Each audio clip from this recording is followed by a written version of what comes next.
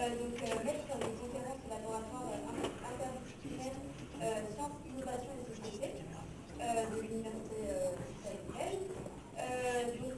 Bilal est spécialisé en sociologie des sciences. Après une formation de supérieur, il entreprend une thèse sur les technologies de lutte contre le crime, puis mène des recherches sur la police prédictive. Bilal aujourd'hui s'investit dans les questions relatives à la régulation de l'intelligence artificielle. On a ensuite notre troisième intervenant, Fabrizio, qui est président du directoire de l'EXBAL et président allô. De pluralisme, donc ancien avocat et administrateur judiciaire, diplômé titulaire d'un MBA à McGill en finance. Il a rejoint l'EXBAZ en 2017 avec l'envie de rendre le droit plus accessible et plus intelligible pour le praticien comme pour le justiciable. Donc il est en charge de la création de produits tech et innovants à l'EXBAZ. Et il intervient dans de nombreuses conférences, Paris 1, Paris 2, pour en citer quelques-unes. Donc je vais laisser la parole à Nicolas qui va commencer par définir un peu l'intelligence artificielle et parler de tout ça. Voilà. Oui, bonjour à tous. Alors merci de m'avoir invité. Et vous m'avez invité en me disant on aimerait bien qu'il y ait quelqu'un qui, en moins de 20 minutes, nous explique ce que c'est qu'un algorithme, une intelligence artificielle et un biais. Ça fait beaucoup en 20 minutes, mais je vais essayer de faire ça très très vite. Et donc comme on a un petit problème technique, il n'y aura pas de support, mais je vais le faire avec les mains, vous allez voir, ça marche aussi. Alors il y a une partie des étudiantes de la salle qui ont déjà entendu parler d'IA. Je vais essayer de me renouveler, vous allez voir.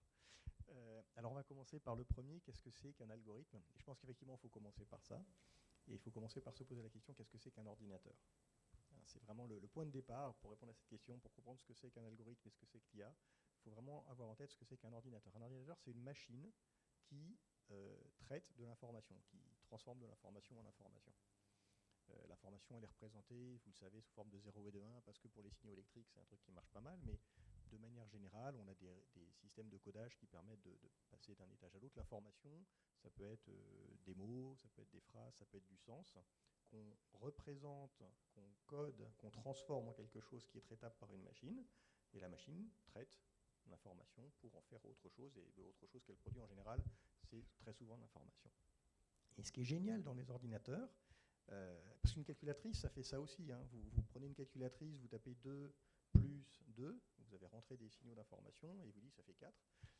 Ce qui est génial dans l'ordinateur, c'est que le système, la manière dont on traite l'information est elle-même de l'information. C'est-à-dire que l'ordinateur, pour lui dire ce qu'il doit faire, on lui donne un programme. On lui dit voilà comment tu dois traiter l'information que je vais te donner. Et c'est la réponse à la première question, qu'est-ce que c'est qu'un algorithme?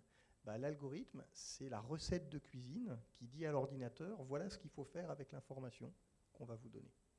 Donc un algorithme, c'est une information qui décrit comment on va traiter de l'information. Une fois qu'on a dit ça, on peut se demander, maintenant, les algorithmes, on écrit des programmes on implémente des algorithmes dans des programmes depuis de nombreuses années. Qu'est-ce qu'il y a de nouveau dans l'intelligence artificielle? Pourquoi est-ce qu'on parle autant d'intelligence artificielle? Alors en fait, l'intelligence artificielle, on en parle depuis le début de l'informatique. C'est pas nouveau. Alors le début de l'informatique, j'exagère un tout petit peu, mais pas de beaucoup.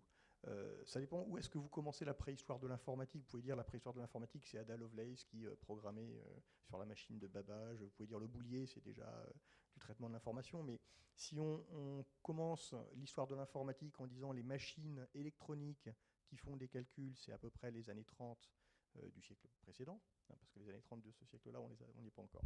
Donc vers 1930, voilà, il faut imaginer une salle grande comme celle-là, remplie de machines avec des gros boutons qui tournent dans tous les sens. Et voilà, c'est un calculateur programmable avec des fiches. Alors c'était des fiches perforées en général, hein. Un calculateur programmable, donc on lui fournit un algorithme codé sous une fiche perforée et l'ordinateur traite l'information conformément au programme. Et il y a un mathématicien génial, mais vraiment génial, qui s'appelle Alan Turing, britannique qui est très connu par le grand public pour avoir contribué à casser le code de la machine de cryptage des Allemands pendant la Seconde Guerre mondiale et qui a permis à l'Angleterre d'avoir un énorme avantage pendant la guerre. Et donc Alan Turing a été le premier à se dire mais peut-être qu'un jour, avec ces machines, on pourra résoudre des problèmes qui sont difficiles, qui font appel à notre intelligence. Donc il faut imaginer à quel point il fallait être visionnaire pour penser ça. Vous avez la machine, c'était il y a presque 100 ans, okay, donc il y a 60-75 ans. Il a face à lui ces machines qui font des calculs et il se dit mais est-ce qu'avec les calculs, on ne pourrait pas résoudre des problèmes vraiment difficiles comme ceux que nous, humains, on sait résoudre. Et dit si jamais ça arrive, si jamais avec le calcul, on arrive à faire des choses que nous, on fait avec notre intelligence, bon, on pourra dire qu'on a fait de l'intelligence artificielle. Et c'est ça l'intelligence artificielle, c'est résoudre avec le calcul des problèmes que nous, humains, nous résolvons avec notre intelligence. Ça ne veut pas dire faire une machine intelligente. La machine fait du calcul, elle continue de faire du calcul quoi qu'il arrive. Elle fait exactement ce qu'on lui a dit de faire à partir des instructions qu'on lui a données et des données qu'on lui a fournies. Mais en faisant ça, elle peut arriver à résoudre des problèmes qui sont super difficiles. Et donc ça, c'est l'intelligence artificielle.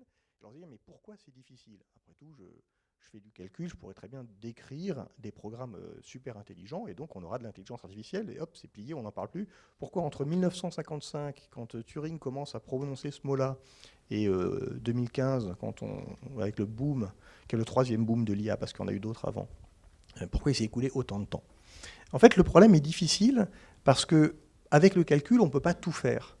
Il y a des choses qui sont faciles à calculer, il y a des choses qui sont impossibles à calculer, il y a des choses très simples. Hein. Par exemple, faire un programme qui décide si les programmes s'arrêtent, ça, c'est pas possible. C'est juste, personne ne peut le faire. Et puis, il y a des choses qui sont compliquées à calculer. Alors, c'est calculable, mais il faut du temps. Il faut beaucoup de temps. Il y a des choses, donc je vais prendre un exemple, facile à calculer, trier 1 million de fiches. En fait, c'est facile, okay, pour un ordinateur, hein, trier 1 million de fiches et vous faire ça assez rapidement, dans un temps qui va être raisonnable. Jouer aux échecs, alors jouer aux échecs mal, ça on sait le faire, mais jouer bien aux échecs, donc gagner aux échecs, théoriquement, il faudrait regarder tous les coups possibles et s'assurer que le coup qu'on joue, c'est vraiment le meilleur et que la personne en face ne va pas pouvoir le contrer. Et donc pour ça, il faudrait regarder toutes les parties d'échecs. Et toutes les parties d'échecs, c'est 10 puissance 120 parties à examiner. Alors 10 puissance 120, personne ne voit ce que c'est. C'est un 1 avec 120 zéros derrière. Ça ne paraît pas énorme. Pour vous représenter 10 puissance 120, vous prenez le nombre d'atomes qu'il y a dans l'univers visible. Enfin, l'univers, vous savez qu'il y a une partie de l'univers qu'on n'arrivera jamais à atteindre, mais ce qu'on appelle, quand on dit le nombre d'atomes dans l'univers, on parle du nombre d'atomes dans l'univers visible, donc toutes les galaxies, les étoiles qui sont situées à moins de 13 années-lumière de chez nous. Okay, vous voyez, il y a beaucoup d'atomes là-dedans. Ce nombre d'atomes est des milliards, de milliards, de milliards, de milliards de fois plus petit que 10 puissance 120. Okay, donc vous voyez que faire un ordinateur qui regarde toutes les parties d'échecs pour être sûr de gagner, c'est pas une bonne idée. C'est pas une histoire de puissance, c'est pas j'attends 2 siècles et dans 2 siècles les ordinateurs seront plus puissants, c'est pas ça le problème, c'est infaisable, on n'y arrivera pas. Donc il faut trouver autre chose, il faut faire des programmes qui trichent, non ils trichent pas aux échecs, hein, qui trichent avec cette réalité-là et qui vont pas regarder tous les coups possibles, qui vont dire je regarde les coups qui me paraissent les plus intéressants. Et ces coups les plus intéressants, on va introduire dans l'algorithme ce qu'on appelle nous informaticiens des heuristiques, mais disons des raccourcis de calcul pour essayer d'aller un peu plus vite. Et ce un peu plus vite marche, puisque vous le savez, aux échecs, les ordinateurs écrasent les humains, aux jeux de Go, les ordinateurs écrasent les humains, et pour les voitures autonomes, je pense qu'assez rapidement, on aura des voitures qui feront moins d'accidents que des humains. Donc le problème, c'est les humains. Voilà. L'idée, c'est pas de faire parfait, c'est de faire aussi bien que ce que fait l'humain. Hein, les humains font des erreurs quand ils jouent aux échecs aussi, quand ils jouent au Go ou quand ils conduisent des voitures, et on va essayer de faire des machines qui font aussi bien que l'humain. Et donc on va dire, ok, ces machines résolvent une tâche qui nécessite pour un humain de faire appel à son intelligence. Elles ne résolvent pas le calcul, et elles le résolvent dans un temps de calcul qui est raisonnable, qui ne nécessite pas des milliards et des milliards d'années de calcul. Et pour faire ça, on introduit dans l'intelligence artificielle des erreurs.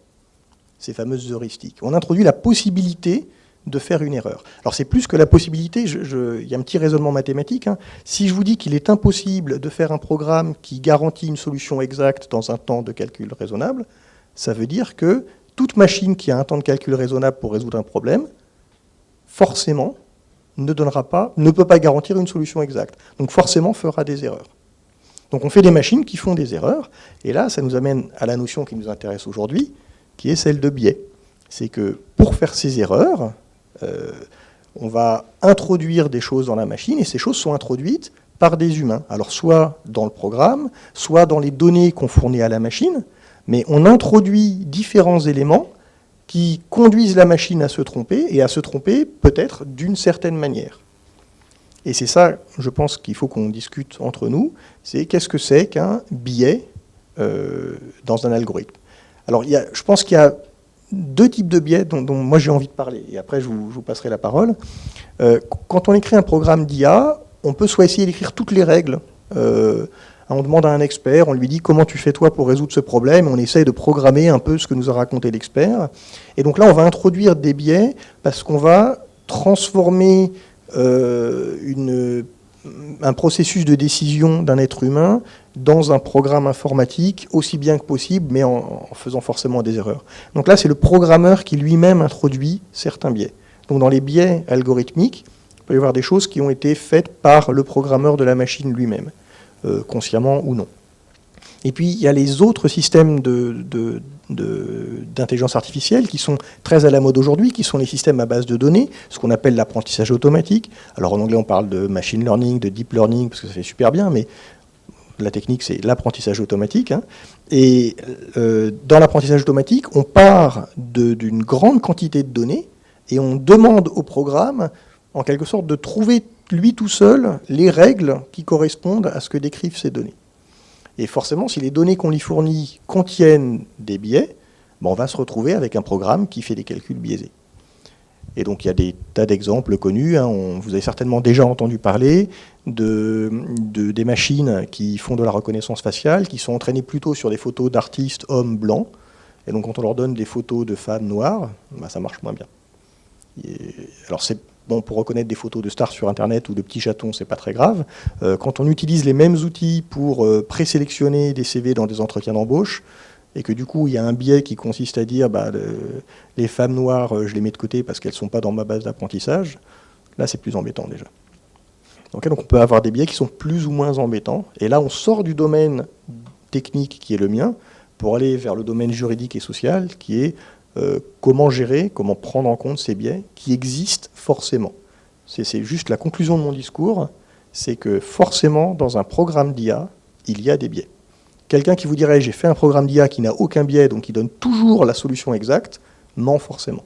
Puisque mathématiquement, il est impossible de prouver, d'écrire un programme qui, en temps polynomial, en temps de calcul raisonnable, donne une solution exacte au problème. Sur ces paroles pessimistes, je passe la parole à mes voisins. Merci. Merci. Donc, je crois que je vais me mettre là parce que j'ai l'enceinte qui... Ouais. Je peux prendre mon téléphone. Merci. Bon, c'est super qu'il y ait eu cette présentation avant. Je vais pouvoir faire la continuité. Mais alors, en tant que sociologue, j'ai un regard un peu différent. Mais qui est dans la continuité de ce qui vient d'être dit. Je vous propose de nous interroger sociologiquement sur l'intelligence artificielle, donc faire une sociologie politique de l'IA. Et pour commencer, je vais d'abord vous dire d'où je parle. Donc, quand on fait de la sociologie des techniques, alors je ne sais pas dans votre master à quel point vous êtes sensible à ces questions de sociologie des techniques, on part du principe que les objets techniques sont politiques. La technique n'est pas neutre, ce sont des artefacts politiques. Et ce n'est pas seulement la question des usages de la technique, elle est politique en soi. On part de l'hypothèse que les objets techniques matérialisent l'ordre social. C'est-à-dire qu'ils sont la matérialité de l'ordre social. Alors ça, on va essayer d'y réfléchir, mais si on part du problème des usages, on passe à côté de la mise en politique des objets techniques qui en fait sont pas là neutres, mais aussitôt qu'ils sont là, ils régissent l'ordre politique. Leur existence suffit à régir l'ordre politique. Et c'est pareil avec l'intelligence artificielle, mais qui est un problème de sociologie des techniques assez spécifique. Pourquoi c'est spécifique? Parce que c'est le mot lui-même qui va nous poser problème. Ce mot, alors c'est pas Turing le premier à l'avoir prononcé, c'est McCarthy. D'ailleurs, Turing n'utilise pas ce mot dans ses papiers, mais c'est un mot qui pose problème. Il pose problème à tous ceux qui, en ce moment, cherchent à encadrer le développement politique de l'intelligence artificielle. Alors, ce mot, il date de 1955. Avant ce mot, il y avait un autre mot pour parler de machines intelligentes, c'était le mot de cybernétique, qui est né plutôt dans les années 30, et puis ensuite qui a été au cœur de la Seconde Guerre mondiale. Et ce mot, il renvoyait à une manière de faire des machines intelligentes très différente de ce qui va se faire en 1955 quand on va parler d'intelligence artificielle. La cybernétique, c'était l'idée de la rétroaction. Votre thermostat qui rétroagit, qui se régule en permanence, c'est un système cybernétique. Et de là, on va imaginer tout un ensemble de machines qui, par la rétroaction, elles sont intelligentes. En 1955, il y a cette célèbre conférence qui est montée par un petit groupe de mathématiciens et d'informaticiens qui vont lancer le mot intelligence artificielle. C'est en 1955, donc un peu après la cybernétique, et contre la cybernétique, contre le modèle de la cybernétique, qui lui est un modèle qui reposait sur l'idée de la rétroaction. J'avais plein de slides là-dessus. Et cette nouvelle intelligence artificielle, et ça c'est important, ce mot, il apparaît pour dire on ne va plus faire reposer la fabrication de machines intelligentes sur la cybernétique, donc qui était en fait l'ancêtre des réseaux de neurones, dont vous allez beaucoup entendre parler aujourd'hui. Donc la cybernétique et le machine learning et le deep learning et les réseaux de neurones, tout ça c'est plus ou moins la même chose. C'est contre ça que va naître l'intelligence artificielle. C'est contre ce qui aujourd'hui est à la mode. C'est un truc un peu bizarre. Hein. Et en fait, parce qu'à ce moment-là, on veut faire de l'IA symbolique. On met des règles, on met des systèmes de connaissances, on a une connaissance experte qu'on va traduire dans un système symbolique. Et toute l'IA des réseaux de neurones, c'est une IA connexionniste, il n'y a pas de règles a posteriori, il n'y a pas de système expert, c'est à partir des jeux de données. Mais ce qui est marrant, c'est vraiment une ironie de l'histoire, c'est que le mot intelligence artificielle renvoie aujourd'hui au machine learning, qui était en fait la cybernétique contre laquelle l'IA est née. Donc il y a déjà un problème dès le départ. L'intelligence artificielle aussi, c'est un mot. En tant que sociologue, on considère que c'est un acte de langage. Et c'est un acte de langage assez bizarre, en fait. McCarthy, lorsqu'il crée cet acte de langage, il a le choix au départ. Il n'est pas encore complètement en guerre contre la cybernétique, mais il veut déjà changer de nom parce qu'il fait cette conférence, il veut créer une discipline. Et au début, il veut appeler ça Automata Studies, études d'automatisme. Et il se rend compte que ça n'a pas beaucoup de succès. Et ceux qui ont fait des écoles d'ingé, on a tous des cours d'automatisme, si on fait du génie mécanique, par exemple. Et ça n'a pas marché. Il le dit lui-même, ça ne marche pas. Et il dirige ce numéro avec Claude Shannon, qui est un célèbre ingénieur et mathématicien. Et on a retrouvé dans les archives, au moment d'écrire Automata Studies, lui dire qu'est-ce que tu dis de mettre le mot intelligence ou intelligence artificielle dans le titre? Est-ce que ce ne serait pas trop présomptueux, etc. Et Shannon va refuser le mot intelligence artificielle. On est en 1955. Mais McCarthy, lorsqu'il fait sa conférence, il le remet parce qu'il se rend compte que ça marche. Ça marche comme un mot marketing. Il le dit lui-même. Et quand il reçoit le prix Turing, McCarthy, c'est écrit en gros sur la page du prix Turing de McCarthy. Un autre des grands succès de Turing, c'est un succès marketing de McCarthy, qui est l'inventeur, c'est John McCarthy. Donc c'est un acte de langage. En linguistique, on dit que les actes de langage, ils ont des conditions de félicité. Parfois ils marchent, parfois ils ne marchent pas. Et celui-ci, il est très bizarre. C'est une dénomination qui repose sur une figure de style qui est vraiment bizarroïde, qui est un trope. Il y a même un cas de sileps. Ça veut dire quoi? Ça veut dire qu'en même temps, il y a un sens figuré et un sens propre dans le mot lui-même. Il y a plein de mots comme ça, et c'est une force rhétorique très grande. Le sens propre, c'est les objets techniques, et le sens figuré, c'est une sorte de spéculation sur une IA, un peu comme Dieu, comme l'État, ou un champ de recherche un peu abstrait. Donc, ce mot, il dit deux choses en même temps. Donc, il parle d'un produit concret et il parle de recherche. Alors, quand vous commencez à dire quel est le futur de l'intelligence artificielle, de quoi vous parlez? Vous ne savez pas trop. Et aujourd'hui, les acteurs qui cherchent à réguler l'intelligence artificielle, ils ne s'en sortent pas très bien, parce qu'ils se battent autour de la définition de ce mot, qui est un trope et qui a donc deux sens en même temps. Il y a plein de milieux professionnels qui utilisent cette stratégie. En urbanisme, par exemple, le mot espace public. Les urbanistes, ils l'utilisent à la fois comme la matérialité d'une place publique, et à la fois comme ce mythe de la démocratie, parce qu'on y a tous accès. Et donc, ils ont tout un discours sur la manière de faire la ville, et c'est la même chose. Et c'est une force rhétorique très grande. Et donc, c'est pour ça que McCarthy est très fort. Déjà, on commence du mot, c'est important. Et ensuite, on va commencer à s'interroger à comment le réguler. Alors, je vais prendre combien 5 minutes? Je ne sais pas.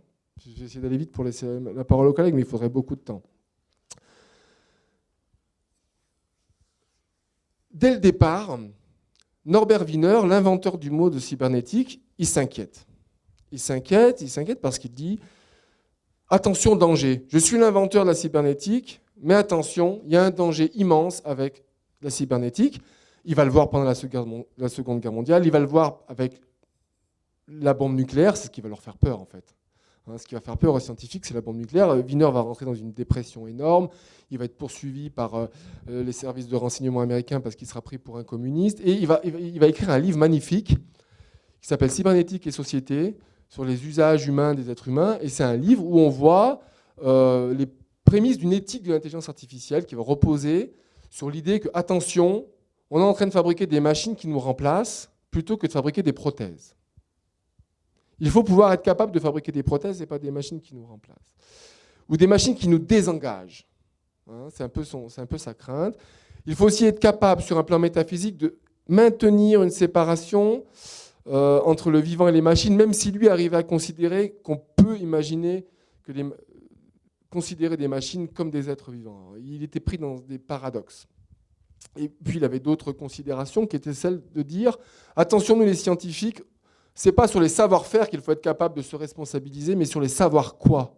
Ça veut dire sur les buts à faire l'intelligence artificielle. » Et c'est là qu'avec ce type de questions, on sort de la question même des biais, tout simplement.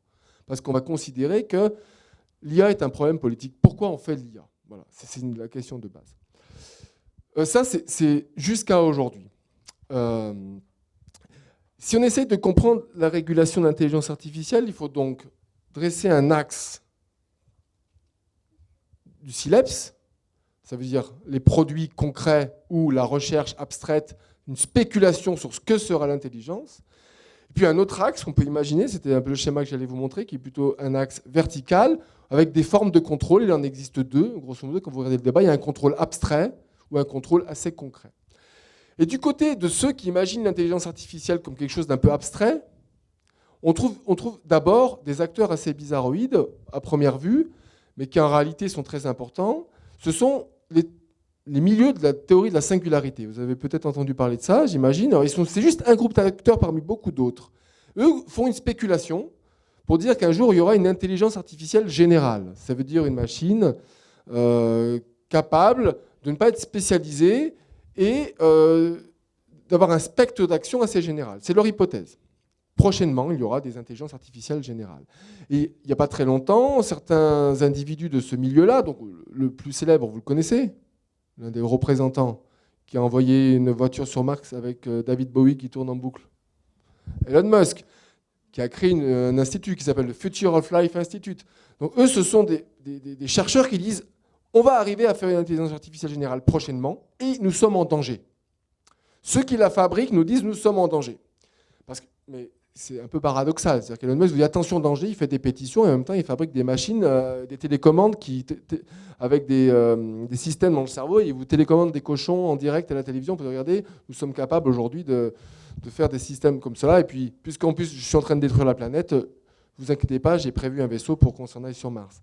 Donc, et de manière très étonnante, ce sont ces mêmes acteurs. Alors eux, ils veulent réguler l'IA avec un principe simple qui est de dire on imagine des systèmes capables d'apprendre ce dont nous, êtres humains, considérons comme étant nos préférences pour vivre. Donc, ils sont en train d'imaginer des machines qui apprennent de nos actions afin que ces machines ne deviennent pas folles et dont on perdrait le contrôle. Donc, ils appellent ça le problème du contrôle de l'IA. Si l'IA devient suffisamment intelligente, nous allons en perdre le contrôle. Elle va prendre le contrôle sur l'humanité de manière très volontaire et donc il faut fabriquer des machines capables de s'arrêter alors même qu'une machine pourrait très vite calculer que ce qui pourrait aller contre son intérêt, c'est de l'éteindre et d'en empêcher l'arrêt.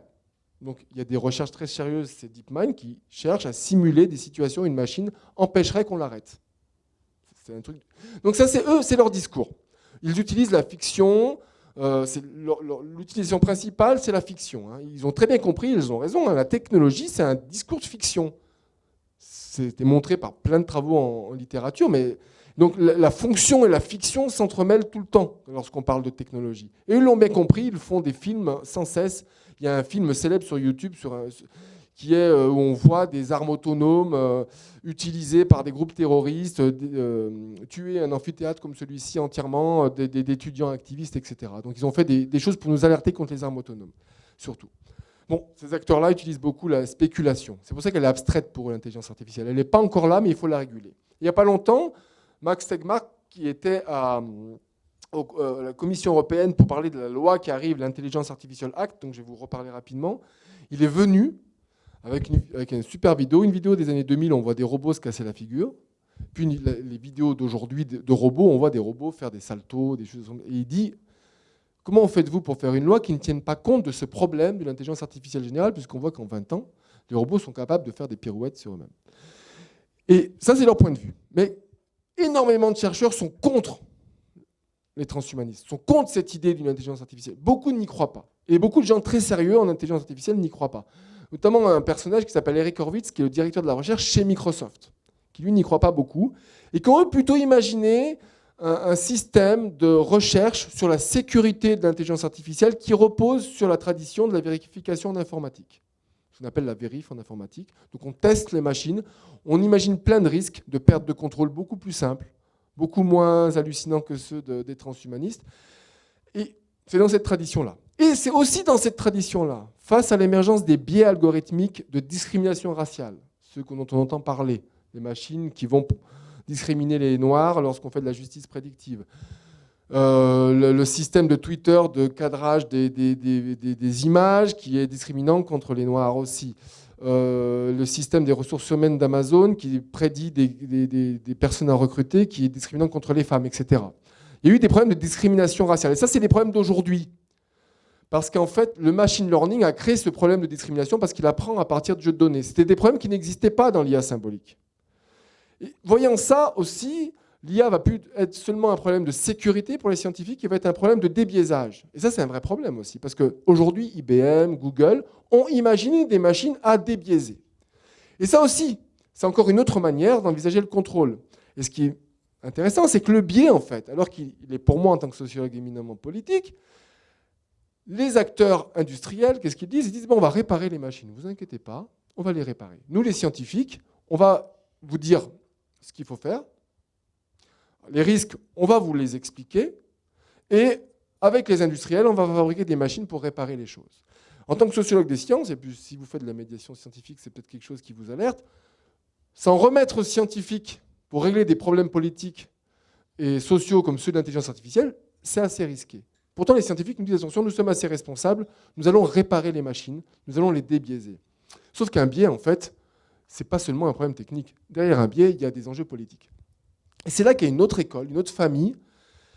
C'est d'abord des informaticiens. Dans les années 70, il y avait un certain Joseph Weizenbaum. Aujourd'hui, c'est plutôt une Temnit Gebru, dont vous avez peut-être vu, qui a été virée de chez Google parce qu'elle a beaucoup dénoncé des enjeux de discrimination, elle aussi. Mais elle dit juste, par exemple, alors, des années 70 à aujourd'hui, il y a eu beaucoup d'évolutions. Weizenbaum, c'est celui qui a inventé ELISA, le premier chatbot dans les années 70, qui va dénoncer le champ de l'informatique lui-même en disant que c'est un système asservi à l'État pour faire la guerre, c'est la raison calculatoire, et calculer n'est pas jugé. Bon, il va beaucoup critiquer, c'est la théorie critique de Francfort de l'époque. Et puis aujourd'hui, on a toujours cette figure des informaticiens qui critiquent leur propre domaine. Et donc c'est Temnit Gebru. Il y a un livre, il y a un film Netflix qui s'appelle Biais dans les codes. Vous l'avez vu ce film de Netflix ? Avec une autre activiste informaticienne, c'est un livre qui dénonce les biais de discrimination. Et puis il y a d'autres acteurs, toujours dans ce même groupe, qui disent qu'il faut humaniser l'intelligence artificielle en faisant des droits fondamentaux qui relèvent des approches classiques des droits fondamentaux. Et donc, qui propose de créer un droit général qui encadrerait l'intelligence artificielle.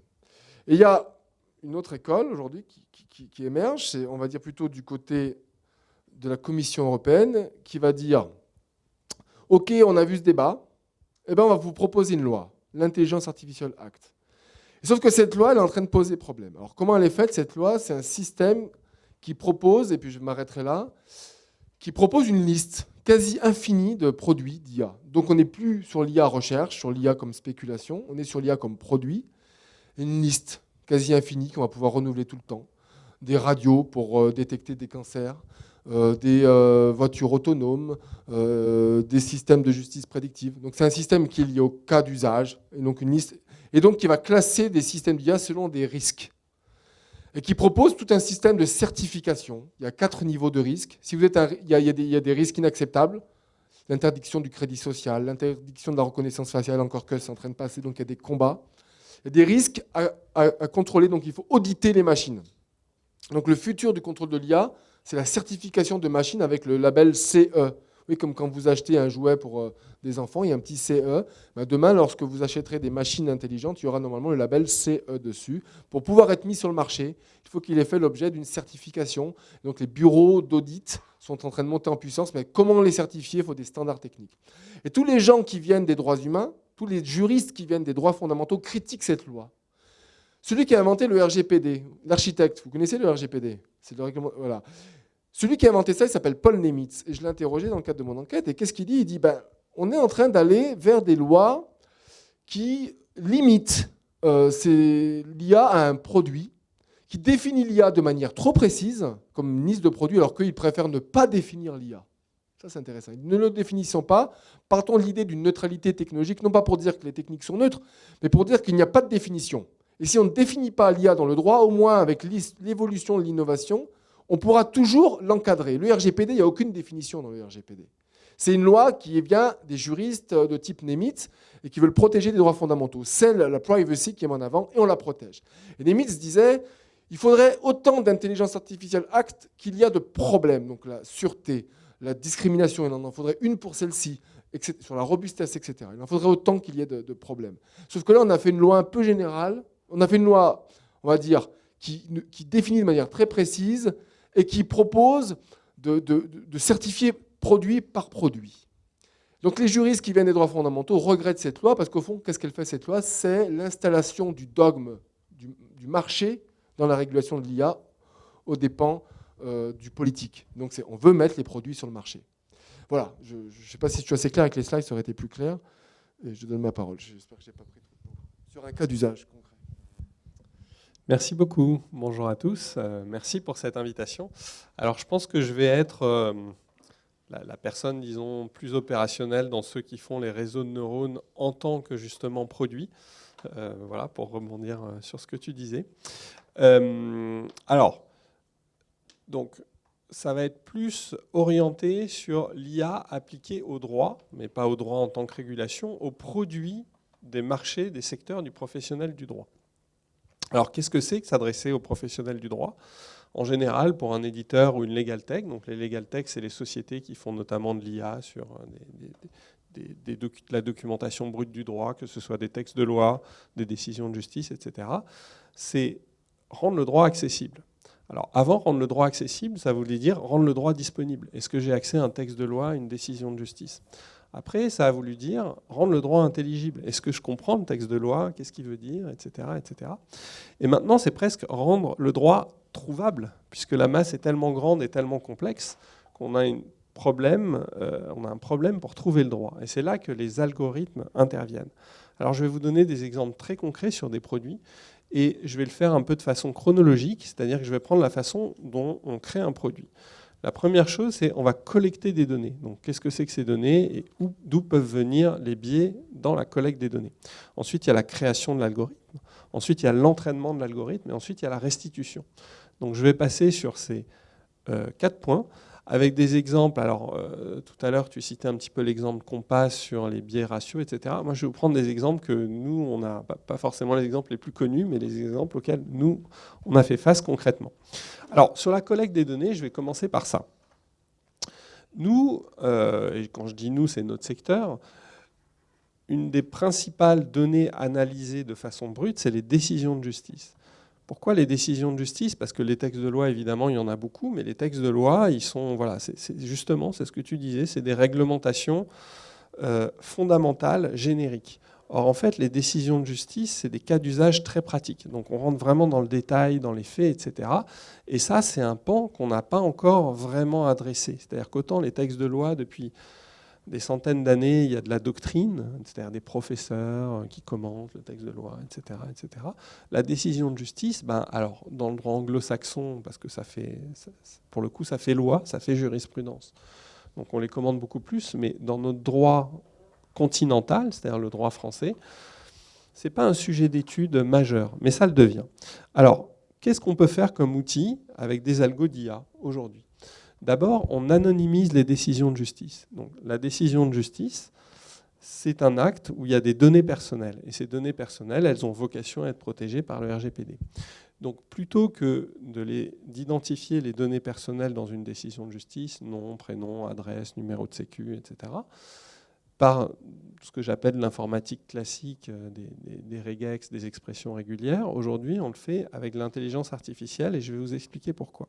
La problématique de la machine, alors ça c'était ton propos introductif, c'est de savoir ce qu'est une donnée personnelle. Est-ce que M. Pascal Durand, c'est une personne physique? Est-ce que c'est une entreprise? Est-ce que c'est un avocat? Si c'est un avocat, c'est un professionnel, c'est pas anonymisé, etc. Donc en fait, dès qu'on rentre dans le détail, c'est très compliqué. Pareil pour une date. Est-ce que c'est une date de naissance ou est-ce que c'est une date à laquelle a eu lieu l'accident de la circulation? Donc tout ça, par des regex, ça devient très complexe. Et si en plus on commence à traiter ça avec, par exemple, dans des situations géographiques différentes, je prends une décision de justice en France avec une décision de justice en Côte d'Ivoire. Dans les deux cas, ce sera du français, mais ce ne sera pas les mêmes noms propres, ce ne sera pas les mêmes noms de villes, etc. etc. Donc l'intelligence artificielle va permettre de traiter ça de façon plus fluide. Il y a les statistiques juridiques, donc ça c'est typiquement un accident de la circulation, j'ai un dommage, j'ai tel âge, etc. Combien je vais être anonymisé. Et il y a les décisions similaires. Trouver exactement les décisions qui ont les mêmes faits pour ensuite pouvoir les comparer. Alors pour ça, je vais collecter ma donnée, c'est la décision de justice. J'ai des flux officiels qui sont des licences de l'État, voilà, je vais acheter au Conseil d'État, à la Cour de cassation, etc. Et il y a des collectes presque artisanales. Ça, c'est des partenariats, c'est aller dans des endroits pour enlever la poussière, scanner la décision de justice, etc. etc. Et en fait, ce qui est intéressant, c'est que ces flux, donc le flux officiel, il n'y a pas de doute, c'est les vraies décisions. Le flux artisanal qui, en fait, devient le flux de plus en plus important commercialement, puisque l'autre, tout le monde l'a, donc ce n'est pas différenciant. Donc ce qui va compter pour nous, pour créer de la valeur, c'est d'avoir ce fonds différenciant.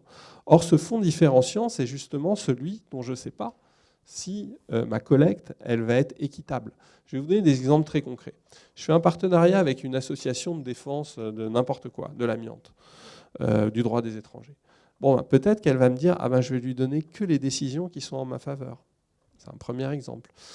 Je fais un travail de recherche sur les taux d'intérêt. En général, faire annuler un taux d'intérêt, on assigne la banque, etc., etc. Sauf que, qu'est-ce que fait la banque quand elle perd? Elle transige. Donc, il n'y a pas de décision de justice. Or, quand elle gagne, elle ne transige pas. Donc, il y a une décision de justice. Donc, si je me base que sur les décisions de justice, ça va être biaisé. Alors, je peux continuer comme ça. Hein. Il y en a plein, les outils d'indemnisation des assureurs pour vous convaincre qu'il faut aller vite, qu'il vaut mieux pas faire un procès, etc. Tout ça, c'est très bien tant que la collecte, l'échantillon initial n'est pas biaisé. Je vais vous donner un autre exemple de collecte. Alors là, donc, il y a l'algorithme dont je vous ai parlé sur les statistiques juridiques, etc. On a lancé un nouveau service qui est le suivi de l'application d'une loi en temps réel. Alors évidemment, c'est exploratoire, c'est une version bêta. On s'est dit, on va prendre une loi du grand public, la loi sur le pluralisme. Donc la loi sur le pluralisme, c'est notamment le suivi des temps de parole des hommes politiques. Donc aujourd'hui, c'est régulé par le CSA, qui est une autorité administrative indépendante. Le CSA est devenu l'ARCOM pour aller un peu plus sur Internet. Mais historiquement, c'est les médias. audiovisuel. Donc aujourd'hui, le CSA suit 15 chaînes de télévision et 9 radios. Donc c'est les radios qui saisissent, et les chaînes de télé qui saisissent les temps des hommes politiques, etc. Bon, si on automatise tout ça, on va pouvoir ouvrir le périmètre. Ouvrir le périmètre à quoi? Aux chaînes YouTube, aux chaînes à Twitch, à certains réseaux sociaux, fil Facebook, fil Twitter, aux journaux écrits. Donc là, on voit bien que le CSA, c'est une autorité administrative indépendante, et du fait de sa limitation humaine, manuelle, de temps homme, etc., et aussi d'un bagage historique, elle a limité la collecte dans les médias principaux, qui aujourd'hui restent les grands messes médiatiques. Mais n'empêche que voilà, on sait qu'il y a de plus en plus d'influence de YouTube, etc. Donc nous, aujourd'hui, on essaie d'aller vers ces sujets, de faire de l'analyse vidéo en temps réel de ce que disent les personnalités politiques, pas seulement dans les médias classiques, mais dans les autres médias. Donc là, on essaie pour le coup de compenser le biais de collecte. Par contre, on aura un autre biais, c'est qu'on aura une granularité, une compréhension beaucoup moins forte. Voilà. Ça, c'est sur la partie collecte de données. Ensuite, il y a la partie création des algorithmes. Alors, ça se recoupe toujours un petit peu, mais je vais vous donner d'autres exemples concrets. Alors, déjà, qu'est-ce que c'est le droit? Alors, le droit, c'est de la sémantique. Donc, qu'est-ce qu'il faut faire? Comment on fait comprendre la sémantique en allant jusqu'au 0, 1, allumé, éteint? Mais ce n'est pas que de la sémantique, c'est aussi de la culture. Et je vais vous donner des exemples très concrets. Quand, par exemple, DSK transige au pénal avec Madame Diallo dans l'histoire qu'on connaît tous, bah, nous, ça nous choque parce qu'on ne transige pas au pénal en France. Quand Johnny Hallyday déshérite ses enfants, bon, bah, nous, ça nous choque parce qu'en France, on ne déshérite pas les enfants. Mais aux États-Unis, ça ne les choque pas. Donc, on voit qu'il y a un bagage culturel. Donc, la machine doit non seulement comprendre la sémantique, mais doit aussi comprendre la culture. Et ça doit être pris en compte. En tout cas, on doit essayer de le faire au niveau de la création de l'algorithme. Parce qu'on peut faire une analogie avec un Netflix dans le monde du cinéma, c'est-à-dire qu'aujourd'hui, on se dit, est-ce que Netflix ne va pas financer toujours les mêmes produits, les mêmes histoires, etc., juste les mettre un petit peu à la sauce locale, ou est-ce qu'on va garder l'intensité locale de créativité culturelle cinématographique? Et bien, dans le droit, la question se pose de la même façon. En fait, le droit est très lié à notre culture, et ça, il faut que nos algorithmes le transcrivent. Alors, je vais vous donner des exemples. Donc, nous, on est en droit continental. Le droit continental, c'est marqué par ce qu'on appelle le syllogisme. Le syllogisme, c'est on a des faits, on a un texte de loi, et on fait le lien entre les faits et les droits. Et ce texte de loi, il est général, et donc, on va essayer de trouver l'application de cette généralité, et on fait exprès qu'il soit général, dans un cas précis. Alors que dans un droit anglo-saxon, au contraire, c'est de la jurisprudence. On va vraiment chercher la décision qui a exactement les mêmes faits, et une fois qu'elle a les mêmes faits, on va dire « Ah, un autre juge a dit ça, maintenant vous faites ça », et ça vaut loi. Alors qu'un juge en France n'est pas tenu. D'ailleurs, la Cour suprême aux États-Unis dit le droit. En France, on n'a pas de Cour suprême. Parce que quand la Cour de cassation, elle casse, elle renvoie. Et c'est une cour inférieure qui va trancher par la suite. Donc ça le prouve bien. Mais ça, ce n'est pas du tout la même façon de créer un algorithme sur ces deux cas de figure. Nous, dans notre cas de figure, on va donner beaucoup de poids au texte de loi. Dans un cas nord-américain, au contraire, on va vraiment chercher les décisions dans le détail, etc. etc. Donc ce ne sera pas créé pareil. Un autre exemple de quelque chose qu'on fait, c'est on va classer des documents. Alors à la base, des documents juridiques, telle juridiction administrative, telle juridiction civile. Et comme on fait de la sémantique, on est venu nous chercher, pour un autre cas d'usage, de classer des documents secret défense. Est-ce que ce document est technique ou pas technique? Est-ce qu'on peut l'exporter s'il est secret défense ou pas? Donc nous, évidemment, on commence à analyser des textes et des tableaux, et on a vu que, en fait, une information, un signe faible ultra important, c'était dans les graphiques. Donc il faut que notre algorithme analyse les graphiques. Donc voilà, ça c'est toute une série d'exemples. Il y a aussi une autre série d'exemples. Est-ce qu'en créant l'algorithme, je vais simplifier à l'excès l'essence de ce qui doit être interprété? Est-ce que j'aurai la bonne nuance? Et ça, en droit, on le voit bien parce que dans la notion, souvent, on a des legal tech qui veulent dire tel avocat a gagné tel nombre de procès. Mais qu'est-ce que c'est que gagner un procès? Voilà, c'est une notion très complexe. Seul le client, en fait, peut savoir, le client de l'avocat, s'il a gagné un procès. Je vais vous donner des exemples. Certaines célébrités, elles attaquent systématiquement les journaux People pour les dissuader de publier des choses sur eux. Qui gagnent ou qui perdent, peu importe. Le journal People, après, sait que s'il publie quelque chose, il va être attaqué. Donc peut-être qu'il va être dissuadé. C'est vrai aussi pour le droit social, par exemple, de certains employeurs, etc. Dans le cadre d'un divorce, je fais une prestation compensatoire. Un avocat peut dire « il faut demander le maximum, il faut demander le maximum ». Peut-être qu'il ne faut pas demander autant pour qu'après, la relation entre les deux personnes soit plus assainie, plus calme. Donc voilà, c'est la personne qui doit savoir. J'en ai plein des exemples. Quand Cahuzac se fait condamner pour 2 ans de prison avec sursis, l'algorithme il va dire que c'est un procès perdu pour l'avocat. Maintenant, peut-être que M. Cahuzac a été soulagé quand il a vu la sentence. Donc voilà, c'est ce genre de sujet. Alors, je voulais parler de ce que c'était qu'une boîte noire en droit, mais alors ça... Je vais peut-être le passer. Je vais passer tout de suite à l'entraînement des réseaux de neurones. Nous, on en parlera peut-être dans les questions. Alors, l'entraînement des réseaux de neurones, là aussi, c'est culturel. Je vais vous laisser réfléchir 5 secondes sur une petite question. Je vais vous donner 3 noms et vous allez les grouper en une seule paire. Tigre, gorille, banane. Donc, quelle paire vous faites avec ces 3 noms? Banane. Alors, exactement, voilà. Il y a une partie de l'humanité, et c'est assez représentatif, qui va dire tigre et gorille, puisqu'on va regrouper par ontologie 2 animaux. Et il y a une autre partie qui vont dire gorille et banane, c'est de la fonctionnalité, et ils voient le gorille manger la banane. Donc ça a un impact quand on entraîne des réseaux de neurones. Et c'est typiquement des choses qu'on trouve dans le domaine juridique. Et dans le domaine juridique, il y a des gens, ils vont être très avocats civilistes, donc ils vont tout entraîner sur du civil, alors qu'une décision de justice en administratif n'a rien à voir. Elle n'est pas structurée pareil, le juge ne dit pas pareil, etc., etc. Donc voilà, ça c'est le genre d'autres exemples auxquels on fait face. Mais j'en ai d'autres. Voilà, quand on a fait le logiciel de suivi des temps de parole des hommes politiques, donc on a suivi les candidats, il y a de la reconnaissance faciale, la reconnaissance vocale, la reconnaissance labiale, on identifie qui parle. Il y a du speech to text, on identifie ce qu'il dit, et il y a du NLP pour dire on va classer, est-ce que c'est de l'écologie, est-ce que c'est de l'économie, est-ce que c'est, etc., etc. On s'est aperçu que par exemple, Jean Lassalle, on avait un speech to text beaucoup plus faible. Pourquoi? Parce qu'il avait un fort accent. Que Mélenchon, Éric Zemmour, il avait un speech to text beaucoup plus faible, parce que c'est des gens qui parlent calmement et qui d'un seul coup crient. Voilà, ça c'est des choses qu'on doit gérer. Alors c'est à la frontière entre la collecte et l'entraînement de réseaux de neurones, mais c'est des choses qu'on doit gérer. Et ensuite, il y a un dernier point très important qu'on oublie, c'est la restitution des résultats. Et ça, je vais vous donner un exemple concret, alors pour le coup aux États-Unis, dans la médecine, mais tout ce qui est en médecine s'applique souvent en droit.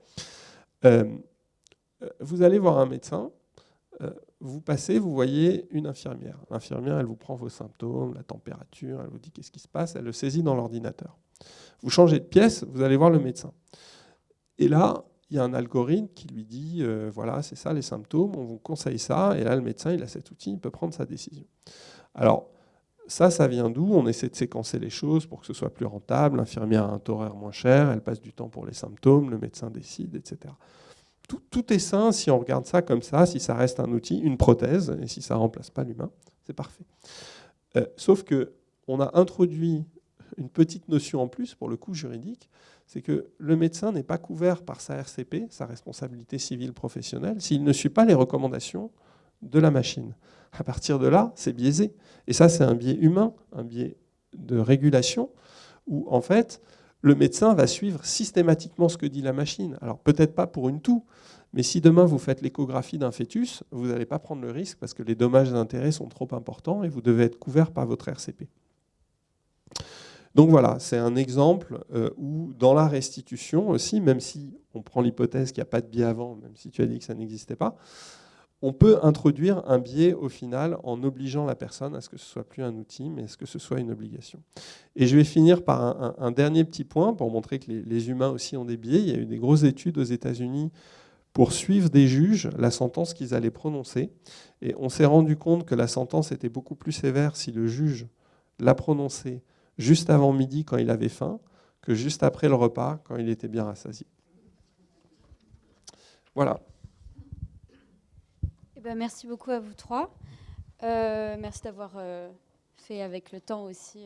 C'est vrai que c'était un peu compliqué. On va pouvoir passer aux questions-réponses. Donc, n'hésitez pas à poser des questions à nos 3 intervenants. Et on attend leur réponse. Voilà.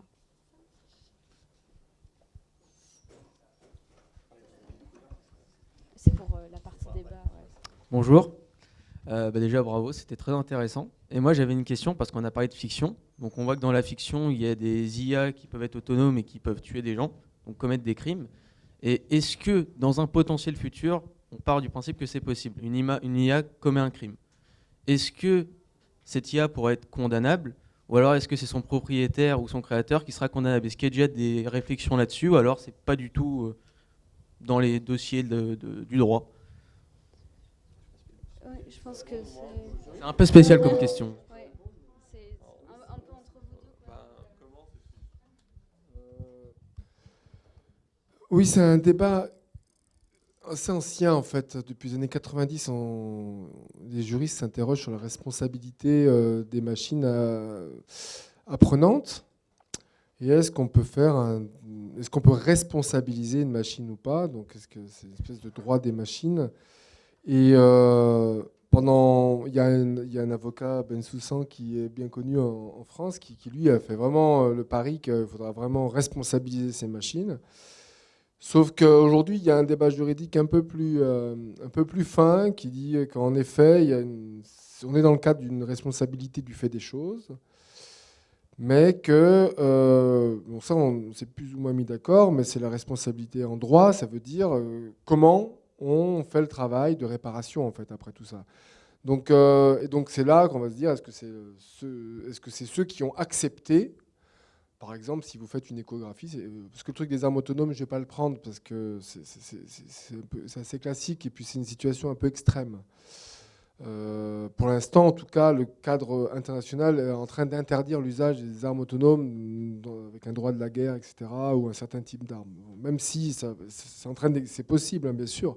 Techniquement, aujourd'hui, on peut donner une image à un robot, à un drone, et lui dire d'aller tuer la personne si elle le voit. C'est techniquement simple à faire. Mais vraiment, le futur de cette responsabilité, ce sera, à partir du moment où vous faites une échographie, si vous avez signé comme quoi vous acceptez les risques du taux d'erreur de la machine, vous, en tant que patient, c'est un peu comme quand vous allez faire une opération chirurgicale, eh ben, y a tout un ensemble de risques que vous allez devoir signer. Donc on va aller vers un droit un peu plus simple comme ça sur qui engage sa responsabilité sur des trucs un peu plus... Même si c'est encore très compliqué à cause de l'effet boîte noire. Mais je crois qu'on va vers des choses qui simplifient le débat. Alors, moi, je vais rebondir sur un concept que tu as évoqué, c'est la responsabilité du fait des choses. Alors, en droit, on a une chose, c'est tout ce qui n'est pas humain, pour faire simple, et c'est son propriétaire ou son détenteur qui en est responsable. Ce que dit Maître Bensoussan, il dit, voilà, la chose, c'est plus une chose, c'est un robot, il a un droit en tant que tel, il a sa responsabilité en tant que tel. Alors, quand on parle de responsabilité, un réflexe de praticien, ça veut dire qui paye. C'est ça que ça veut dire. Si le robot est responsable, c'est le robot qui paye. C'est sympa. Ça permet de déresponsabiliser, en gros, les gens qui se sont fait de l'argent dessus, les actionnaires, etc., etc., etc. Donc, c'est pour ça que il y a un moment, il faut que ce soit la personne qui en touche les fruits et qui en est vraiment responsable qui paye. Voilà, ça, c'est mon point de vue. Mais, le rapport de Madi Delvaux, c'était une députée européenne, avec les milieux socialistes d'ailleurs. Ils avaient imaginé une taxation des robots et un système assurantiel, un peu comme on l'a inventé quand on a inventé la société industrielle et son système assurantiel, hein, qui en retour créerait une sorte de caisse, une mutualisation, qui permettrait donc imaginez d'abord un salaire universel, puisque les robots allaient remplacer le travail, mais aussi ils avaient imaginé un système assurantiel pour ces risques, mais je ne sais pas pourquoi ça tombe à l'eau aussi, ce truc-là. Mais en tout cas, je trouve que les juristes sont, en majorité, vont vers une sorte de responsabilisation plus classique, j'ai l'impression, un peu moins fictionnelle que ce qui avait été proposé. C'est ce que tu viens de dire. On reste dans les grands principes. Voilà.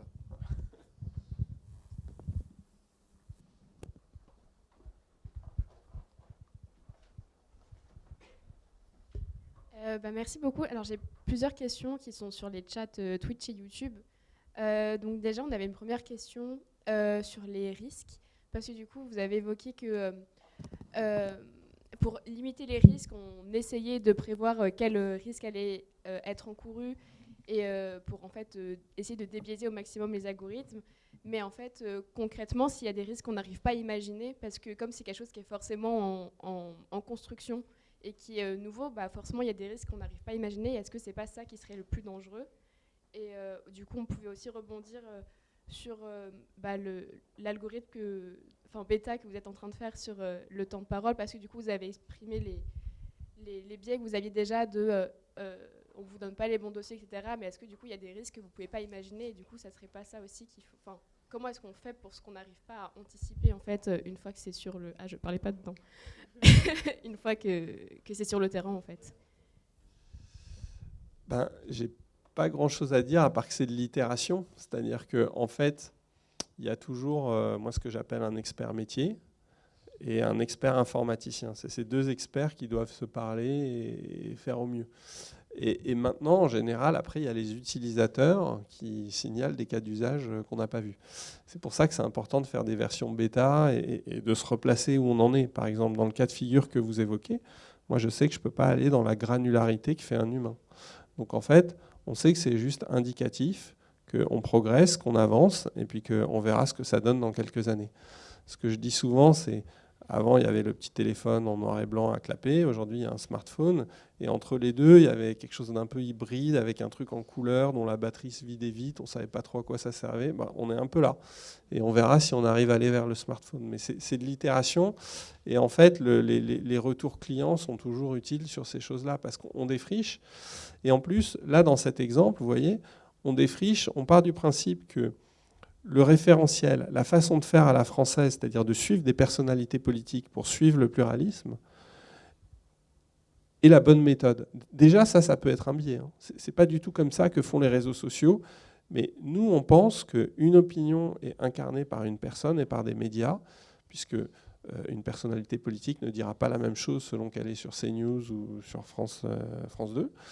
Et probablement, enfin c'est une supposition, et donc voilà, c'est important de suivre cette double catégorie. On a cette culture en France. Et donc moi, comme je suis très dans l'incarnation culturelle d'un savoir-faire, c'est cette méthode qu'on prend, mais peut-être que cette méthode est à la base un biais, qu'elle marche ou qu'elle ne marche pas.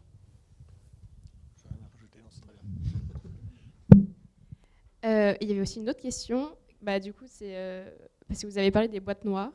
Et du coup, qui était, qu'est-ce que c'est les boîtes noires que vous avez évoquées? Qu'est-ce que la boîte noire dont tu as parlé et je compléterai après. Alors, moi je voulais un exemple particulier au droit. Quand je fais des statistiques sur une décision de justice, typiquement accident de la circulation, indemnité sur un dommage corporel, j'ai deux façons de faire.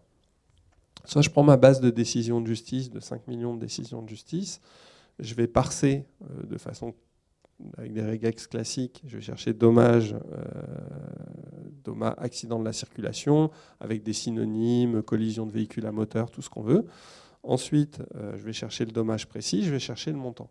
Et je vais concaténer tout ça et je vais en faire des statistiques. Et je pourrais avoir des fourchettes, si par exemple le client dit voilà, moi j'ai eu un dommage, je veux 100 000 euros, je vais lui montrer la fourchette, tout ce qu'il y a entre 90 000 et 110 000, et je vais lui montrer si ça s'applique ou pas à son cas de figure. Donc ça, je peux revenir au syllogisme, je pourrais refaire ça manuellement, c'est-à-dire que je pourrais surligner tous ces dommages, faire une addition et lui dire ça. Par contre, il y a une autre façon de faire, c'est-à-dire identifier dans un échantillon représentatif seulement de 5 000 décisions, non plus 5 millions, ce qui est des décisions de dommages corporels, quels sont les critères qui ont impacté ce dommage corporel, et faire comprendre à la machine quels sont ces critères et qu'elle-même, elle déduise ces choses. Peut-être même en pondérant, en disant, voilà, je sais que telle juridiction, elle utilise plutôt ce critère, donc je vais lui donner un ratio plus élevé, etc. Et je vais avoir un résultat de probabilité, mais je ne pourrais pas remonter aux décisions de justice qui l'ont vraiment identifié. Donc j'estime que dans le second cas de figure, il y a une boîte noire. Dans le premier cas de figure, il n'y en a pas vraiment. Voilà, ça, c'est ma définition un peu personnelle. Non, mais elle n'est pas personnelle, elle est assez partagée par la communauté scientifique en informatique. Hein. Comme Bilal l'a raconté, il y a plusieurs techniques d'intelligence artificielle qui sont plus ou moins opposées dans l'histoire de la science informatique.